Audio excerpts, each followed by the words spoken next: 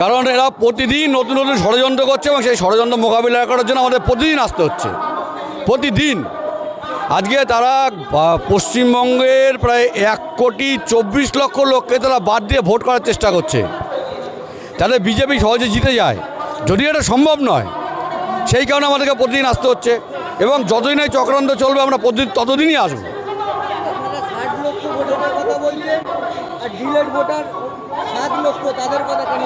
কে বলে? আমরা বললাম তো 1,24,00,000 ভোটারের জন্য আমরা আসছি। এই 60, পরে 5 লক্ষ আর আগের 58 লক্ষ, মোট 1,24,00,000 ভোটারের জন্য আমরা এখানে আসছি, প্রতিদিন আসবো। আমরা তো তুলছি, আজকে তো বলেছি যে আপনি দেখেছেন যে ভোটার লিস্টে এই যে জ্ঞানেশ কুমারের যে ফ্রেশ ভোটার লিস্ট, সেখানে দুর্লভ ঘোষ, তিনি 3 জনের স্বামী, একজনের বাবা প্লাস একজনের ওয়াইফ।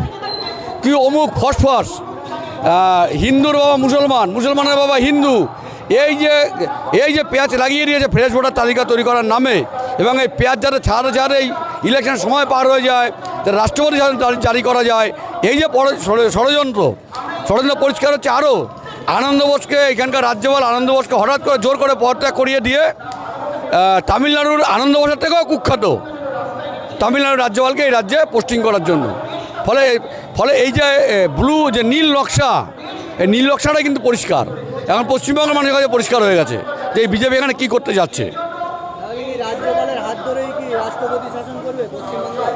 এরা চেষ্টা করছে, আমরা এই চেষ্টা রোখার চেষ্টা করছি। পশ্চিমবঙ্গের মানুষকে বলছি আসুন আমরা সবাই রাস্তায় নামি। এটা অনেক ইস্যু আছে যেগুলো আমরা পরে সমাধান করতে পারবো, আমার কাছে সময় থাকবে। যদি আপনার ভোটাধিকার হারিয়ে যায়, আপনাকে যদি ভোটার তালিকা থেকে বের করে দেয়, তাহলে কিন্তু আপনি অন্য ইস্যু সমাধান করার সুযোগ আপনার কাছে থাকবে না। কারণ তখন আপনি ইতিমধ্যে আপনি দেখেন যে পশ্চিমবঙ্গে 7,66,00,000 ভোটার ছিল, তার মধ্যে 1,24,00,000কে বাদ দিয়ে দিয়েছে। এবং আমরা অলরেডি একটা ভাগ করে ফেলেছি যে এরা ভোটার নয়। পশ্চিমবঙ্গের সমাজ এই দুভাগে অলরেডি এরা ভাগ করে ফেলেছে। তাই এই ভাগটাকে পূরণ করার জন্য আমরা পশ্চিমবঙ্গের মানুষের কাছে বলবো যে আসুন আমরা রাস্তায় নামি। এই যে ভাগ এরা করেছে, এই ভাগ আমরা করতে দেবো না। এই ভাগ যেটুকু করে সেটুকু আমরা, এই ভাগটাকে আমরা জুড়ে দেবো। সেই জুড়ে দেওয়ার জন্য আমরা আজকে রাস্তায় নেমেছি।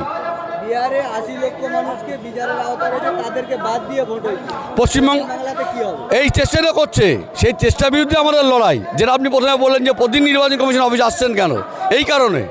আপনারা দেখেছেন যে বিহারে একটা বিধানসভা কেন্দ্র, জানা হচ্ছে ঢাকা, সেখানে প্রায় 80,000 মুসলিম ভোটারকে বাদ দিয়েছে।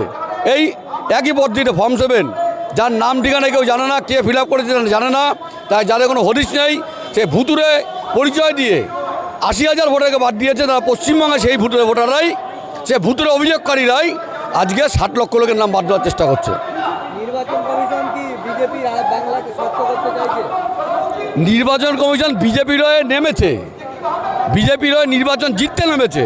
তারা ভোটার তালিকা সংশোধন করতে নামেনি, তারা বিজেপির হয়ে পশ্চিমবঙ্গে নির্বাচন জিততে নেমেছে, বাংলাকে দখল করতে নেমেছে।